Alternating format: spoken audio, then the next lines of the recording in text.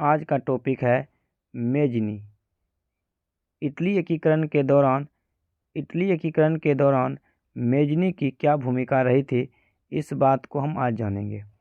तो यह प्रश्न भी इम्पोर्टेंट है, इसको गौर से देखिएगा क्योंकि यह प्रश्न एग्जाम के दृष्टिकोण से अत्यंत महत्वपूर्ण है।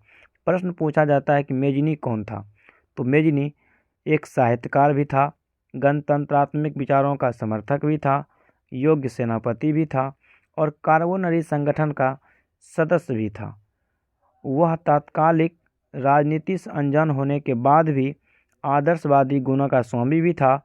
मेजनी इटली एकीकरण करने के दौरान कई बार पराजित भी हुआ था, लेकिन वह हार नहीं माना।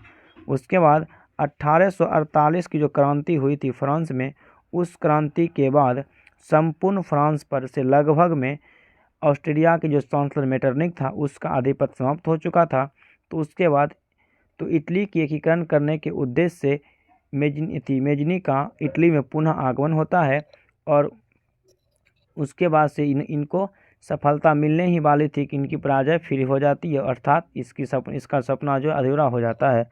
लेकिन फिर भी इन्होंने एकीकरण करने का पूरा प्रयास किया था। इसके माध्यम से इन्होंने एक संस्था स्थापित किया था जिसका नाम था यंग इटली। इसकी स्थापना 1831 में किया गया था। इसका उद्देश्य था कि इटली को नवीनीकरण किया जाए और साथ ही विदेशी हस्तक्षेप को समाप्त करने के साथ और संयुक्त गणराज्य की स्थापना करना इसका मुख्य उद्देश्य था। दूसरा संस्था आता है यंग यूरोप। यंग यूरोप की जो स्थापना हुई थी 1834 ईस्वी में हुआ था। इसकी सहायता से संपूर्ण यूरोप में क्रांति लाना चाहता था। तो इनका एक कथन जो कि प्रसिद्ध है, इसका कथन एक प्रसिद्ध प्रश्न पूछा जाता है एग्जाम के दृष्टिकोण से कि यदि संपूर्ण यूरोप में क्रांति लाना चाहते हो तो क्रांति की बागडोर युवाओं के हाथों में दे दिया जाए। यह बात किसने कहा था? तो ये कहा था मेजनी ने। यह कहा था मेजनी ने। तो मेजनी का जो जन्म हुआ था 1810 ईस्वी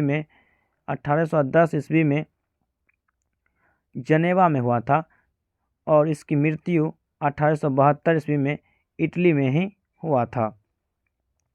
तो ये रहा मेजनी का जीवनी या प्रश्न, मेजनी कौन था, इसका आंसर। इसे आपको पता होना चाहिए क्योंकि यह एग्जाम के दृष्टिकोण से अत्यंत महत्वपूर्ण है। धन्यवाद।